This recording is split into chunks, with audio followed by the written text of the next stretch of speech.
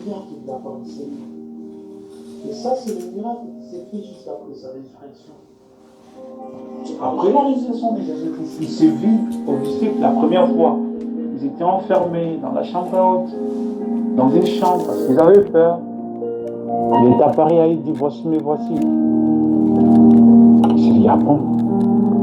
Et comme avant, déjà Marie leur avait dit que Jésus était ressuscité, Pierre est allé, bien qu'il n'avait pas trouvé Jésus. Donc, ils avaient déjà l'information correcte que Jésus-Christ était déjà ressuscité. Et ce qu'ils attendaient maintenant, c'est de le voir.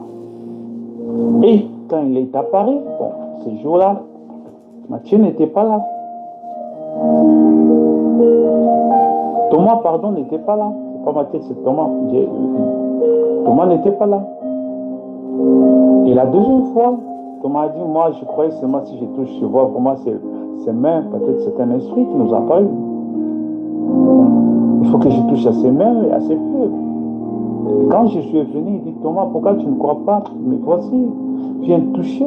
Tout ce que Thomas parlait, il ne savait pas que Jésus est Dieu, qu'il connaissait d'autres choses. Tout ce que Jésus, il savait cela. Et il a dit, voici mes mains et mes pieds, c'est bien moi, touchez-moi. Vous voyez, l'esprit n'a ni chair ni os, comme vous voyez que j'ai. En disant cela, il leur montrant ses mains et ses pieds comme dans leur joie. Ils ne croyaient point encore qu'ils étaient dans l'étonnement. Il leur dit, avez-vous ici quelque chose à manger? Il en prit en mangeant. Parce que là, il croyait affaire à la théophanie de Jésus-Christ. Mais la théophanie ne peut pas avoir de cicatrices. C'était son corps qui a été meurtrier. C'était pas... La théophanie ne peut pas être meurtrier, c'est le corps spirituel. Et il croyait affaire à sa théophanie.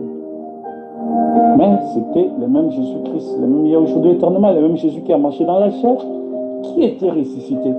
Mais cette fois-ci, son corps était lié à la théophanie, au point que son corps pouvait traverser les murs. Il pouvait apparaître et disparaître. Ça veut dire que son corps avait retrouvé une autre identité. Ici, c'est très important. Le corps de Jésus-Christ, qui avant sa mort ne pouvait pas apparaître et disparaître. Le corps de Jésus-Christ qui pouvait marcher ensemble avec eux, qui pouvait aller dormir avec eux, qui entrait dans les maisons, il mangeait ensemble avec eux, il s'est promené avec eux, il s'est fatigué avec eux, il avait parfois des maux de tête, il avait parfois des fatigues, il se sentait fatigué, il avait soif, il voulait boire de l'eau. Et c'est le même corps après sa résurrection, après avoir été doté d'une capacité qu'elle a.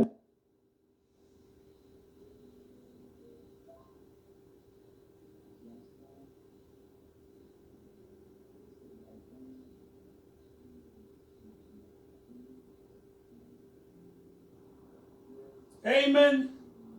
Amen. Amen. Gloire à Jésus. Gloire à Jésus. Gloire à Jésus. Amen.